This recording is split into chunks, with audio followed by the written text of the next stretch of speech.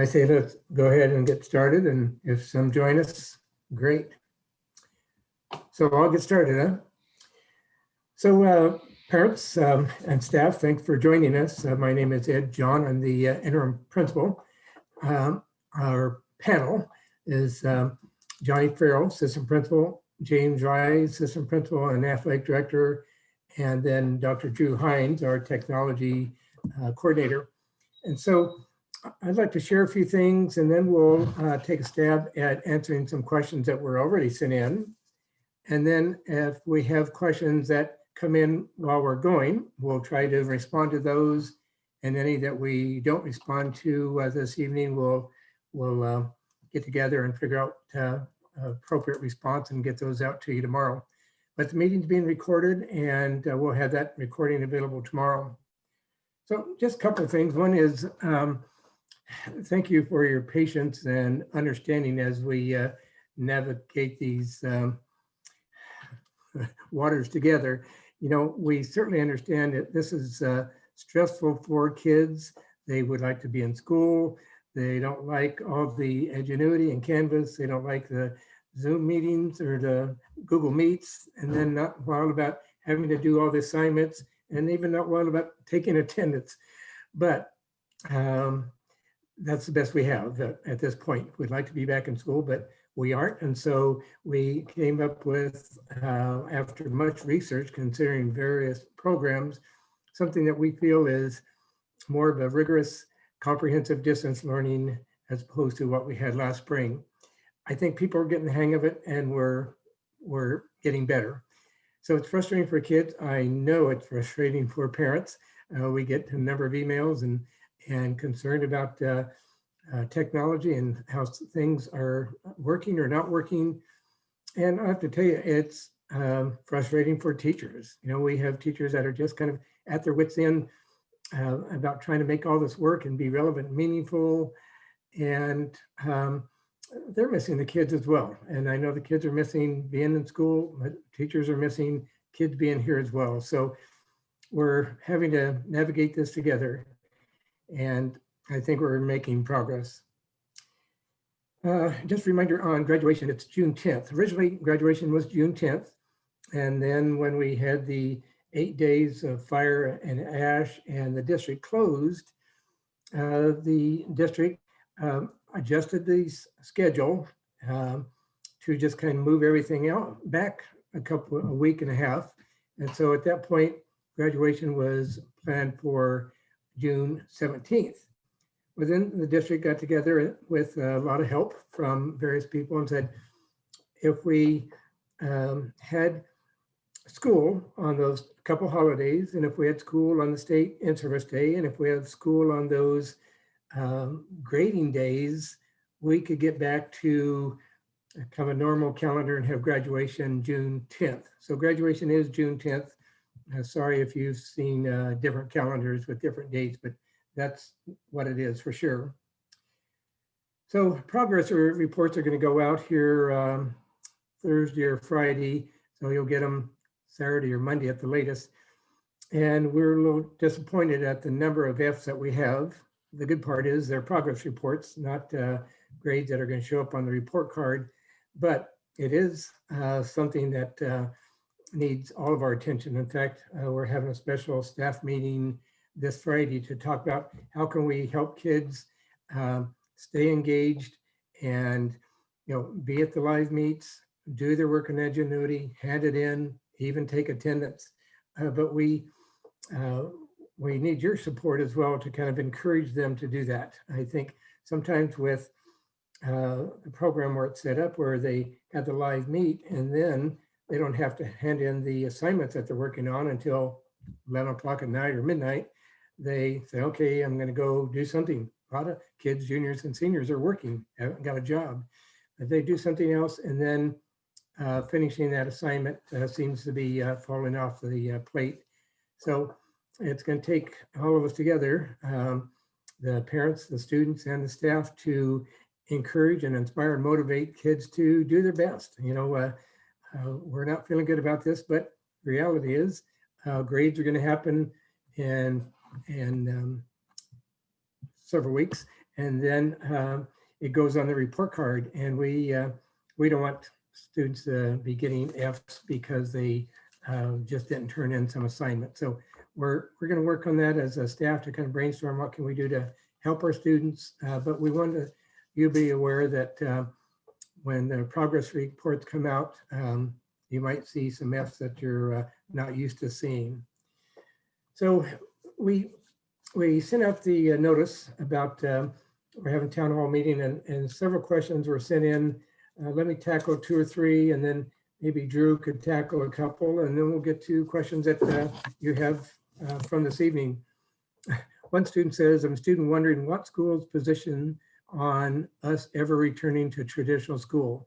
I, along with many of my classmates, feel that the last few months have been incredibly difficult to learn and be productive, and many of us desperately want to return to school. Well, you and me both, buddy. And the reality is, we're hoping at some point there could be a hybrid. At least we're starting with a group, half the group on Tuesday, Thursday, and half the group on Wednesday and Friday. We don't know when and if that's going to happen, but that's our hope, is that we'll have at least a hybrid, because kids want to be in school. They want that contact with each other, and they want the contact with the teacher. Seeing the teacher on the computer screen isn't the same as seeing them in front of the class where they can interact more. So we don't have a lot of control over that. I know the governor has a matrix, and she has to balance the enormous amount of interest in returning to school with the health department saying, you know, for health safety reasons, do we really want to return students to school when they're interacting with each other? We think with masks and one-way traffic and different things, we could manage that, but it's really the governor's call and a matrix, and we'll see if the matrix gets adjusted in the next few weeks. The one on the last page is similar. It says, as the school board and superintendent advocating for the schools to reopen, governor needs to hear from all of us that distance learning is not working. Well, reality, distance learning is working, not as well as in person, but I know the superintendent goes to a meeting with all the state, all of the superintendents in the state, with Colt Gill, who is the governor's state superintendent of public instruction, works for Oregon Department of Education. And I think they hear kind of pros and cons, and then they have to make a decision and make recommendation to the governor, and really the governor's call on is our matrix still what it was really set up to be, or do they make adjustments? Are we getting close? So I believe the superintendent and the board is sharing, here's a great deal of interest, and then the governor has to kind of weigh that with, you know, wanting to make sure that kids are safe. And so we'll see how that works out. But I would say yes, as much as they can, they are advocating for that. Drew, that second question, inquiring if there's a way for just the teacher to see the student. I know the teachers like to see the real person. My student will only use an icon due to distraction of seeing her own face and the thought of others doing it.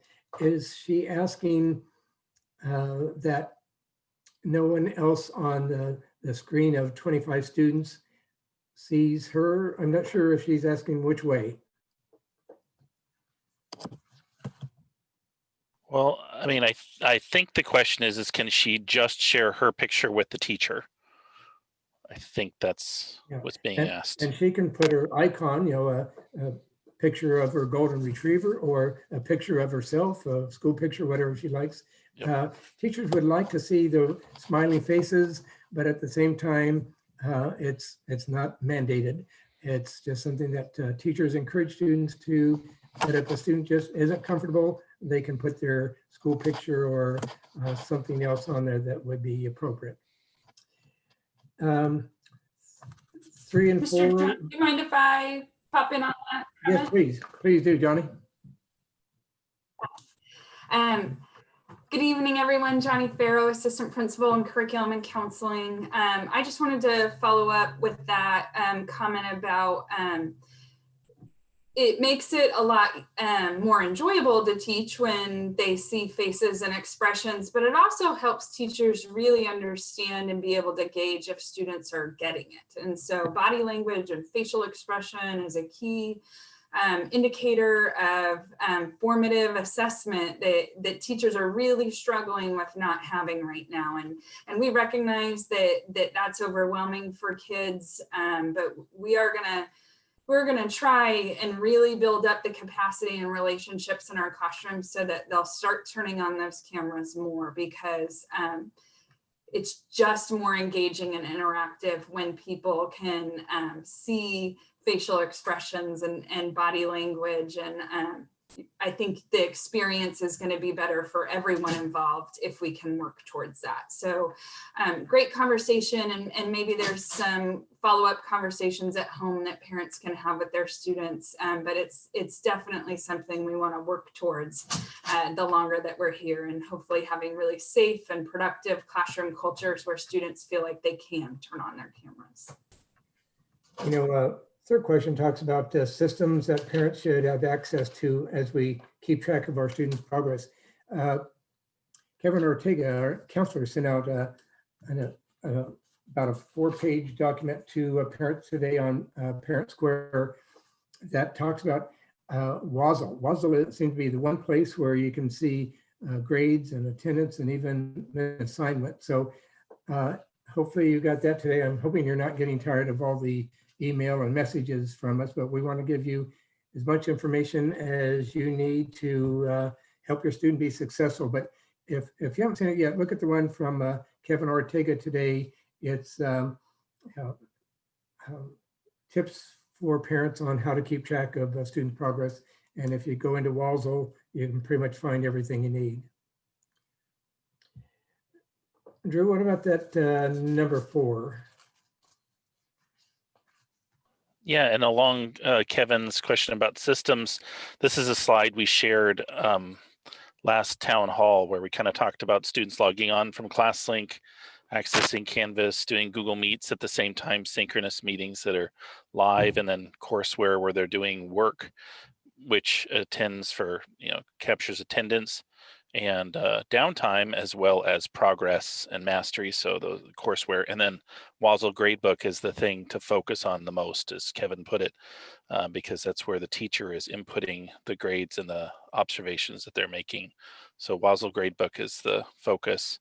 The question that was posed had to do with students, and forgive me as I switch back here to the question, and it had to do with are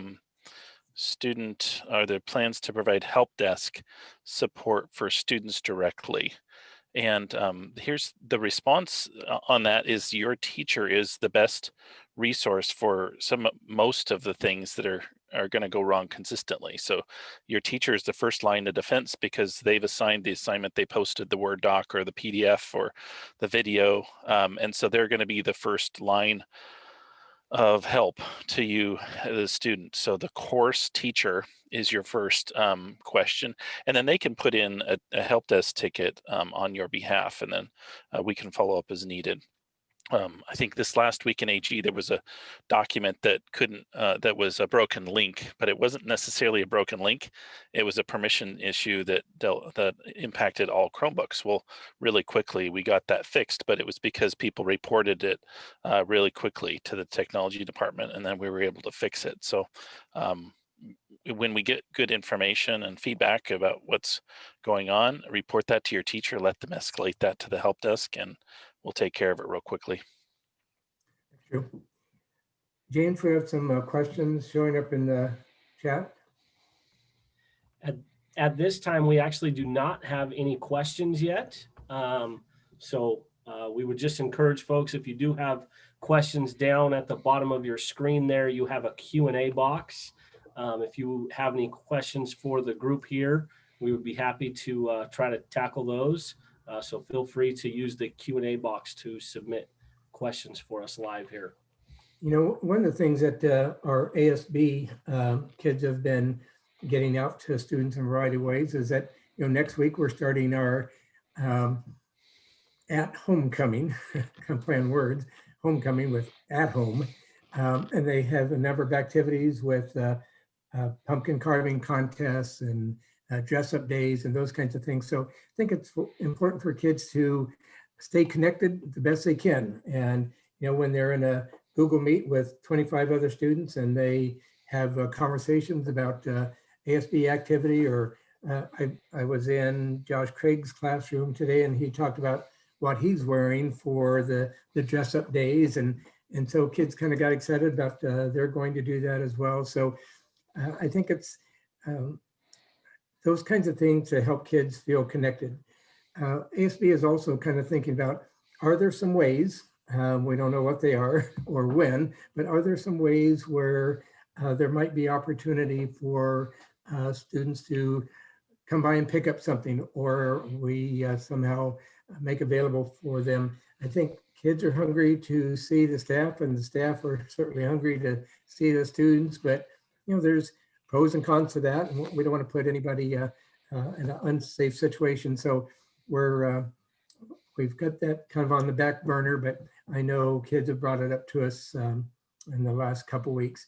So we want to weigh in the pros and cons of all the requests that we get from students and try to meet as many of those as we can, at the same time making sure that we're ensuring that it's safe for our students. We don't want anyone to have any health issues because we weren't being responsible and not following the governor's guidance. Johnny, you sent me a text. Did we answer all the things that you had on your agenda, Johnny? Yeah, a question just came in though, saying I thought that in a previous town hall, staff mentioned that AG this fall would focus on SEL only. Did I misunderstand that? And I'm not sure if you want me to take that or. Yes, please. I wasn't in the last two town halls, and so I can't speak to what was said there. So Mr. Rise, correct me if I'm wrong, but I just had a meeting with Ms. Basher today, who is our advisory group coordinator at the high school and designs all of the curriculum that we teach 9 through 12. And so about 50% of the content is directly related to SEL, or social emotional learning standards, things like self-management, self-awareness, having positive relationships, etc. The other 50% is related to career-related learning. And that's twofold. It's a requirement for graduation that we are making sure students have career-related learning opportunities. We also believe it's fundamentally important, and we get continuous feedback from our students who graduate saying they need more of that. And so we're trying to still make sure that we're taking care of these two really important areas that kids need. You'll see an adapted AG schedule over the next 2 weeks as we try and really just focus in on kids who are struggling and the relationships that advisory group provides, but we're still going to continue with the content in terms of the learning modules that are there. But you're going to see a more targeted focus from advisory group teachers to support students who are struggling with distance learning. And so that is our most important and most prudent task right now with our advisory groups, is to make sure that kids are safe and doing okay and able to access their education. So The teachers probably, or students probably, make the most connection with their AG teacher because they see them a lot, and it's more of a open conversation rather than curriculum that we have to march through. And so teachers really make strong connections with their kids and their AG groups. So, you know, if I encourage students that if they're kind of struggling with something other than their parents, feel free to email the counselor, feel free to email their AG teacher, and people want to be responsive and supportive, and how can we help kids that are struggling? I would say that is the primary focus of every single staff member, not just teachers that are in our building every day, is what do I do about these kids? How can I help these kids? What can we do to support them? And so we just really encourage families to reach out to whoever you feel comfortable. If that's one of us, if it's the counselor, if it's your student's AG teacher, we stand ready to support and help in any possible way we can. And we just need you to come to us, and we're gonna start coming to you. So we need kids engaged. Yeah. Thanks, Johnny. Anything else? Any other questions? We don't have any other question in the Q&A bar at this time. So again, I won't keep you if there aren't any questions, but we need this partnership. We can't make it without you, and this is hard work. No kidding. This is stressful and pressure, and we're not feeling good about the number of kids that are struggling, and we are just going to be all hands on deck to how can we help our kids. That's what we're all about. It's all about relationships, and if they're disconnected and struggling, then that's on us, and we got to figure out what it is. So.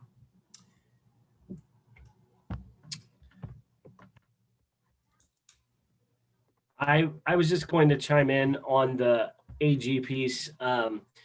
Mrs. Farrow talked a little bit about how we might look to adjust that a little bit to focus in on kids. I think one thing that is really important for parents to hear is, as we go about this and as we learn about how this process works, it's really important for our parents to hear that we want to be able to adjust things to help our kids best. And so if that means to highlight certain aspects of the AG curriculum or highlight certain aspects of the way that we are going about it, we are going to try to do that as quickly and as effectively as we can. I think we've all heard that this is new to all of us. And again, I think Mr. John said this, we are trying to partner together. And so anytime that we can get feedback on how adjustments are helping, or on the other side, not so much, that is effective for us as well. So we appreciate the feedback, and we continue to hope to adjust and improve things as we go along. Drew just put something in there about how to log into Walsall. Thanks, Drew. I think another example of, as a district, we're willing to adjust. I think we started the year with Edgenuity as the answer to everything, and we're going to make it happen. And then as our teachers and parents says, boy, we need to have a little flexibility with that. The superintendent says, if you need to make some adjustments in that and use some of your own curriculum that makes sense, then he gave us the flexibility to making some adjustments. Edgenuity has a lot of good things because it's built on the standards and makes a lot of sense. But at the same time, a teacher has the flexibility of this makes more sense, and it's going to help kids understand where we're going to reach our learning targets and how we're going to get there. So I think everyone from the superintendent down is saying, whatever it takes, we're going to make it work to help our kids. And we want you to know that we care about our kids, and that's why we're here. And I think we care about your families too, and we understand that this has disrupted your work and your home life balance. And just please let us know how we can help support you. We want kids back in school as soon as it's safe, and as soon as we have the clearance to do that, we're going to make steps to get there. And so in the meantime, with what we're stuck with, it's just we stand ready to support. And I can't say it enough, and I know Mr. Rice said it, and we're going to continue to adjust based on the feedback we have received. But even if you don't know what you need help with, don't hesitate to say, I just need help, and we'll help you get to that place. So just keep communicating, and we'll tackle it one student and one family at a time. Yep. James, anything else? We have a question specific to Edgenuity here. I think that we can send that one out. It just refers to how the students can receive what questions that they missed. That's going to be a teacher by teacher response, but I think that's something that we can send out. Okay, all right. Okay, well, thanks for joining in, and we appreciate this partnership, and it's I like the phrase, it takes a village to raise a child, and in this case, it certainly does. Hey, thank you very much. Take care of yourself.